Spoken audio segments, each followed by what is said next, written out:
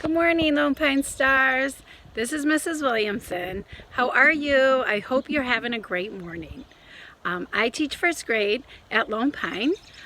Today is Monday, May 4th, 2020. The hello of the day is Choni, which is Kurdish. All right, so today, boys and girls, I'm going to talk about a key concept, which is function.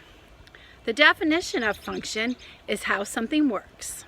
And sometimes when you think about function, you think of how does it work, what is the purpose of it, and what is the role of the thing. So I was thinking about it and I'm like, oh, we have our seasons and my favorite season is spring. So I wanted to walk around and show you some ways that spring functions. So when I was walking around my backyard, I noticed the trees. And I'm looking and something's happening. For the tree in the spring, it functions and it starts to have buds. And the buds turn into the flowers. And this is something that happens in the spring. So spring functions with buds on the tree. I also noticed that plants are starting to grow. I see that flowers are starting to bloom.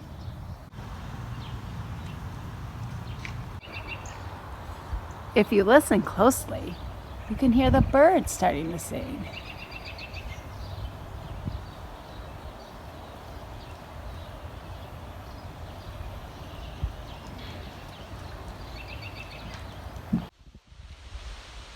So boys and girls, there's some examples of how spring functions. I want you today to think about all the different functions in your world. There are a lot of them. So for example, how does your house function? How do you function in your house? Wow, I want to get on my bike today. How does my bike function? How does it work? What is its purpose? So as you go on today, just kind of keep in the back of your mind, I'm going to check out how things function in my world. Maybe have a discussion at dinner with your family. All right, I hope you have a marvelous, wonderful day. All right, and I hope that we can see each other soon. Bye.